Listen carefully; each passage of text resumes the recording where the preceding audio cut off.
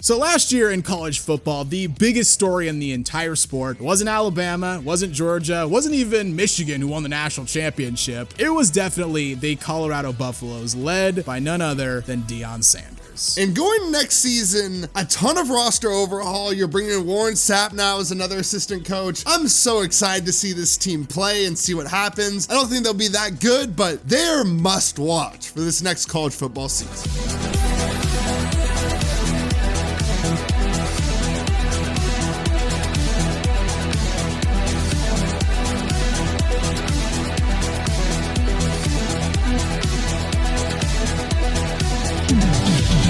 Before we start talking about Deion in Colorado, if you haven't already, make sure to leave this video a like, give us a subscribe, and hit that notification bell so you never miss out on one of our videos. So before we start talking about this upcoming season, we should probably recap the past couple years for the Colorado Buffaloes. The 2022 Buffs were maybe the worst Power 5 football team of all time. Now, they didn't go 0-12 like a certain team that wears purple and gold did a while ago, but you know, they went 1-11, and those 11 losses were by an average of 32 points per game. I mean, being an Oregon State fan, I've seen some pretty ass teams. This probably topped all those teams somehow. Crazy enough. Yeah, their only win was over a Cal team that was devastated by COVID that week. And I mean, you just look around their schedule, like a 31-point loss to fucking Air Force. How is that even possible? 435 rushing yards surrendered too. Like, I mean, that triple option goes hard.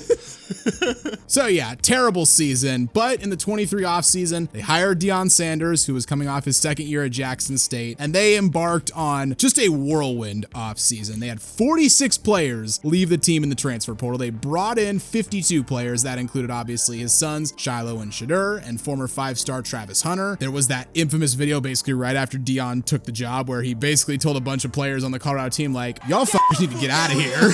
I mean, he's not wrong, but interesting way to address your new team. Well, he's bringing his luggage. True. And it's Louis. To be fair to Deion, that 2022 Colorado team was fucking terrible. Yeah, fair enough. And he also did manage to bring in a top 30 class highlighted by Cormani McClain, top-ranked high school corner out of Lakeland, Florida. And the hype was there just immediately. They sold out their spring game. They had an attendance of 47,277 at that spring game. They sold out their season tickets in April. First time selling out season tickets since 1996, back when they were an actually good team. Not only was the hype there immediately for the Colorado fan base, all just the college football casuals were all on board. They had the 6 most bets to win the national title for a team that had an over-under of 3.5 games. Look, I get most of those bets were probably like, you know, $5, but that's fucking free money for Vegas. Like, it's the same as all the people who were betting on Bronny to be the #1 pick in the NBA draft. Like, I get it. It's a long shot bet. You're probably just putting a couple bucks on it, but you do realize you're just giving that money away. Oh yeah, Vegas raked in money off these Colorado bets. But they did the unthinkable. Shedeur threw for over 500 yards. He had 4 touchdowns. Travis Hunter made plays on both sides of the ball, and Colorado shocked the college football world, beating TCU 45-42. Predictably, drew an insane rating. Like, people were turning in droves to see what was happening in Colorado, and they smoked Nebraska the next week. And that brings us to the Colorado State game, a game that was more competitive than anyone could have possibly thought. But first of all, we got to mention Colorado State coach Jay Norvell just slamming Deion a couple days prior to the game by saying, "Oh, when I talk to grown-ups, I take my hat and glasses off." Shut the fuck up, you nerd. What are you talking about?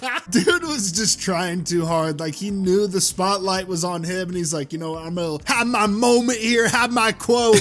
And yeah, that just wasn't it. But speaking of the spotlight, this is maybe when Colorado's spotlight reached its peak. The just hype for this random Colorado State game was off the charts. You had Lil Wayne leading the team out. You had The Rock, Offset, Master P all at the game. Colorado were massive favorites, and it felt like they were probably going to blow out Colorado State with the way they were playing at the time. But weirdly enough, this game was close, and it even looked like Colorado State was gonna win the game. They led by 11 points with 11 minutes left in the game, but credit to Colorado, Shedeur leads them on that 98-yard drive to send the game into overtime, and they prevail in overtime. The numbers for this game just don't make any sense. The game kicks off at 10 p.m. Eastern and peaks at 11.1 million viewers. That's like an NBA Finals number. Just insane.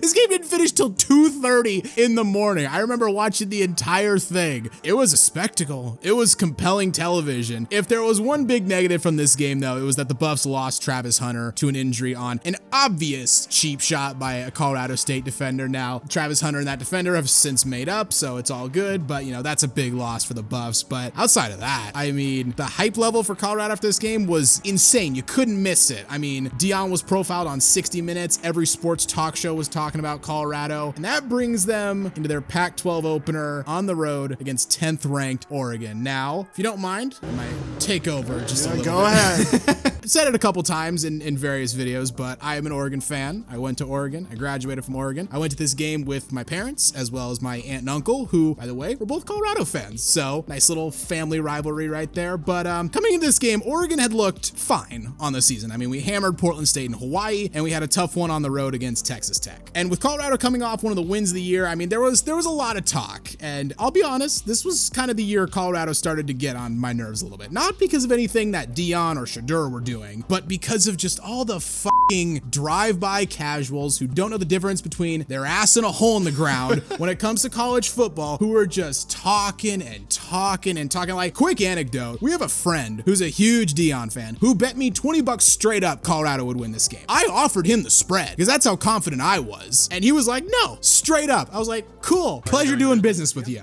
And I mean, so many people were just justifying it with like, oh, well, Oregon struggled on the road with Texas Tech, as if CU didn't just need double overtime to beat a bad Mountain West team at home. And if you don't believe me, by the way, go look at the YouTube comments for the Oregon versus Texas Tech game. All the comments are just Colorado fans being like, like what I'm seeing from this game. I think, you know, the Buffs may have a chance here. And obviously right before the game, we had the big Dan Lanning speech where, you know, he says they're fighting for clicks, we're fighting for wins. And I know a lot of people got hot and bothered about this. Just a question for anyone in the comments. Maybe you'll have an answer for me. What would you rather he have said? What could he have possibly have said that would have produced the same result? I don't know. I was fine with that. I didn't really know people were mad about it. I thought it was a good way to hype up the team. And honestly, he was spitting facts. So I don't know why people were mad. Like I said, he was spitting facts. Yeah, this game went how it went. Oregon was up 35-0 at halftime. They led 42-0 until the final minutes. Probably could have pitched a shutout if Lanning had left the starters in. Colorado got destroyed on the offensive line. Shedeur was sacked 7 times. At halftime, Oregon had more first downs than Colorado had yards. Yikes. And I do want to thank Deion and Colorado because the environment at Autzen Stadium was one of the most insane in years. Oregon did their first ever stripe out. I had so much fun at this game. The crowd was so loud. It was great. And boy, it was satisfying to get this win. Not just because it was a big ranked win with like 12 million people watching, but also, again, it just, the casuals who don't know fuck all about college football finally just had a bunch of egg on their face. And again, I don't have anything against Deion or Shedeur or any of the Buffs players except the one fucking doofus who stomped on the O before the game. That guy can go fuck himself. But outside of him, I think most people's problem with Colorado in like the early part of the season when they were getting a bunch of hype, it wasn't with Deion, it was with all the fucking fans who were like just hyping them up nonstop. They don't know anything about college football, but they know who Deion Sanders is, and they saw Shedeur play well against TCU, so they're like, oh, that team can beat Oregon. No, they fucking cannot. And you would know that if you knew anything about this sport. I mean, I didn't think the beatdown would be that bad, but it was one of the most predictable blowouts you'll see in sports, especially after Travis Hunter went down. It was pretty obvious, and really the Shedeur and Deion hate, it's like comparable to like, you know, the Lonzo LeVar thing. Like LeVar would be like the media for Colorado. Like Deion and Shedeur, they weren't really talking a ton at the time. Now recently they've been talking a little bit more, but at the time they weren't saying a ton. But the fucking media, and even today, we'll get to it later on in the video, will not shut up about them, and it puts a target on their back. And Oregon was 21-point favorites, and yet somehow they were the team that felt disrespected coming exactly. in. Like if you watch the cinematic recap that Oregon put out after this game, all like the audio clips that are played like in the lead up to the game, like it's nothing that Shedeur says, it's nothing that Deion says, it's just non-stop clips from people in the media talking about how amazing Colorado is. Every station, TV station talking about Colorado.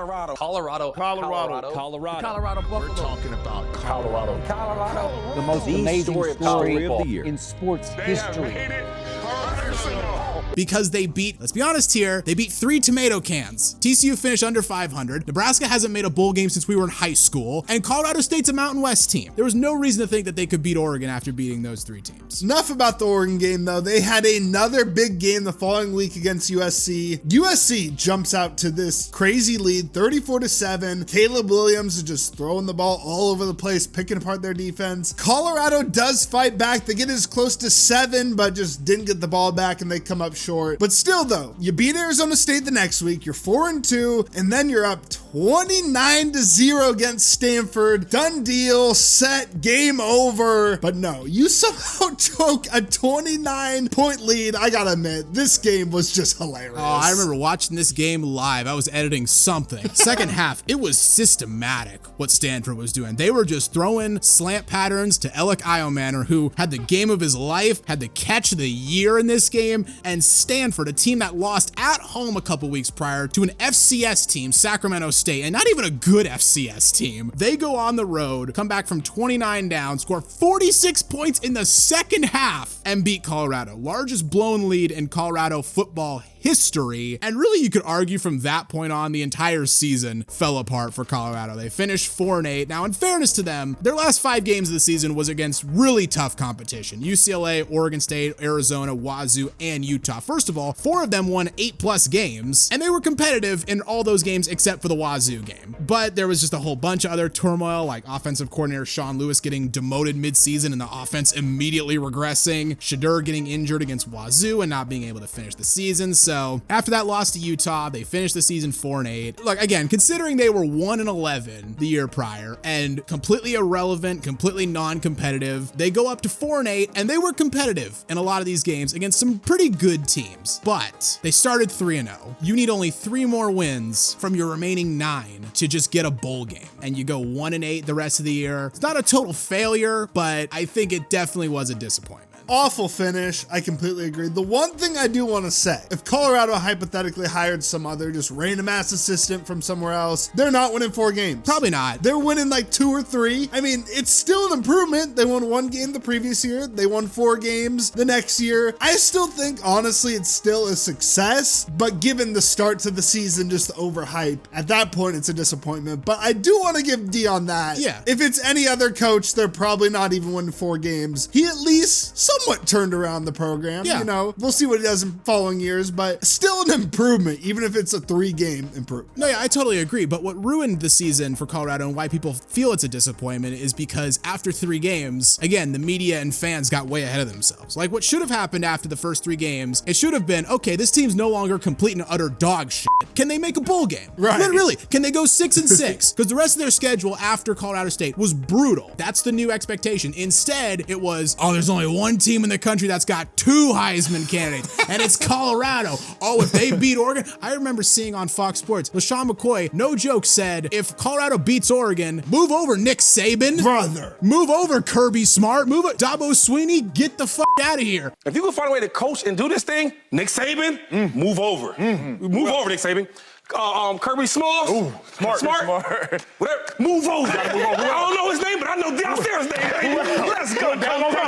Deion's the best coach in college football. Like, that is what, quote unquote, ruined this season for Colorado. So this year, it's been a little bit rockier for Colorado. 5 assistant coaches left the program. That includes both Sean Lewis, their offensive coordinator, and Charles Kelly, their defensive coordinator. But they did bring in Warren Sapp, another legendary pro football player, to join the coaching staff. And again, there was another massive overhaul of the roster. This includes 5-star, who we just talked about, Cormani McClain, who left to Florida. You know, he's had his own problems at Florida, so... I was going to say, Florida insiders are saying he's already in hot water at Florida. So, you know, maybe all the Colorado fans who are like, oh, he's lazy, he doesn't want to like come to meetings. You know what? Maybe they were right on that. Yeah, they might have been right, but still, another massive roster overhaul makes me worry about like the cohesion of the team. And then Deion and Shedeur, we kind of talked about how they haven't really been the problem in the past with like their talk, but this offseason they did get into some hot water. Mainly there was that moment on Twitter where Xavier Smith said Deion destroyed guys' confidence and belief in themselves, and Shedeur posted back saying He was very mid at best. What are you doing? Let's remember, Colorado finished 1-8 in the Pac-12, dead last, so they probably could have used some guys who were mid, if we're being honest. And also, I've seen plenty of people like Xavier Smith was, attacking his dad, like Shedeur's just defending his dad. I'm like, Shedeur could have easily posted on Twitter just, that's not what we're about. Don't go after the dude and be like, oh no, he's mid. I don't remember him. Like, come on, dude. What are you doing? And in terms of recruiting, that was supposed to be the big strength of Deion. Obviously, he's a former legend, a guy most players would probably want to play for. That hasn't really materialized. Now, the transfer class has been excellent. It's ranked 8th in the country. Although a big reason for that was they brought in 42 recruits. The team they were one spot ahead of was Ohio State, who only had 7 commits. And then the recruiting class was pretty lacking. They only had 13 commits. That was 81st in the country, 2nd lowest in the Big 12. Now they did land Jordan Seaton, the top ranked offensive lineman in the country, and a couple of 4-stars, but that was basically it. Yeah, I have a theory about Deion's recruiting. One, his strategy, and 2, why it's not as good as people think it is.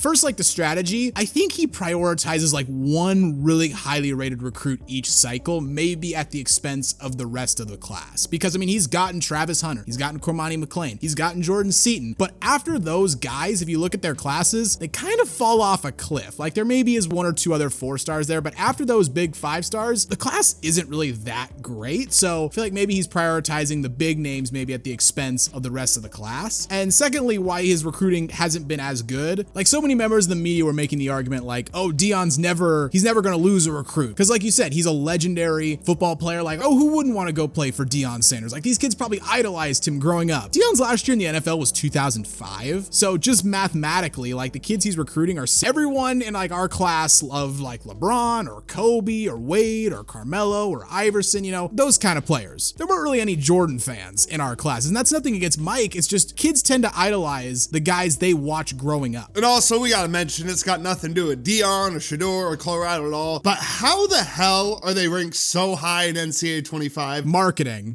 Yeah, that's the exact reason. They're the 16th highest rated team. That's higher than Oklahoma, Wisconsin, USC, Kansas, Arizona, Oklahoma State, Iowa, and Tennessee. The 8th best offense, that's bad. They're not going to be the 8th best offensive team in the country, but whatever. But the 19th best defense, they were one of the worst defensive teams in the country last season. They gave up 46 points in 1/2 to a bad Stanford team. Then we had Big 12 Media Day, where again, some Deion and Shedeur quotes got kind of blown out of proportion this time, if we're being honest. Shedeur said that the Buffs are everyone's Super Bowl. I get where he's coming from. They're going to be one of, if not the biggest game for most teams on their schedule. But again, it's another quote that Colorado haters can just weaponize against them. Shedeur probably should have just said, oh, we know we got a target on our backs. Would people have reacted the same way? Maybe. But when you put the Super Bowl tag on it, it's very easy for people to crack jokes oh, how kind of Colorado to allow 8 teams to win the Super Bowl last year. So there was that. And also there was a Deion quote where he said, I'm judged on a different scale. My wins are different than your wins. Now, I first saw that quote out of context like that, and I first thought, oh, he's just mentioning how he's a big name coach, so people expect him to turn the program around quicker. Which I was like, yeah, he's kind of right. But when you look at the whole quote, it's actually more about how he cares just as much that his players are succeeding off the field and in the classroom and whatnot. That's what he's saying when he's talking about my wins are different than your wins. He's talking about wins in more than just a football sense, right? Which, by the way, is how you should want your coach to act. Too bad it got clipped to shit. Yeah, I didn't really have a big problem with either of these. I actually didn't see the clips of the Deion quote. The first time I saw it was in its entirety, so I was like, that's completely fine. And then the Super Bowl comment, it kind of just goes back to the cockiness of them, but at the same time, I get where he's coming from. Every single team they played this season, because I don't think anyone in the Big 12 is going to make the national title game, it's going to be their most viewed national televised game of their entire season. So in a way, he's kind of right, but personally, I didn't have too big a problem with either of these. They're also moving from the Pac-12 to the Big 12, which in theory should make it easier for them. There's no blue blood in the Big 12. There's no USC. There's no second tier blue blood team like an Oregon or a Washington or anything. But the Big 12 is really deep this year. Looking at those standings, you could probably make the argument there's 8 or 9 teams that theoretically could win the Big 12 if everything breaks right for them. And looking at Colorado's schedule, which we'll get into at the very end, I only really see 4 games that I think, oh yeah, Colorado Colorado's really going to win that game. Yeah, the schedule is not looking easy, but let's talk about what they need to do to be better next season. Most obvious thing, they got to improve the offensive and defensive line. Like, it's an obvious thing in football. You got to win the trenches. They were awful at that last year. They should be better on the offensive line. I mean, how the hell could they possibly be worse? And as long as Shedeur has some more time, he can ball out. He's a very good quarterback when he has the time. Just had absolutely none of it last year. But I mean, 5 new start, like usually with the offensive line, you want a group that's been together, has some experience. You want cohesion. Yeah, the 5 new starters, it's very risky, but like we said, they should be at least a little bit better up front. Theoretically, they should be, although it's worth noting they had an entirely new offensive line last year as well, and they were dog shit.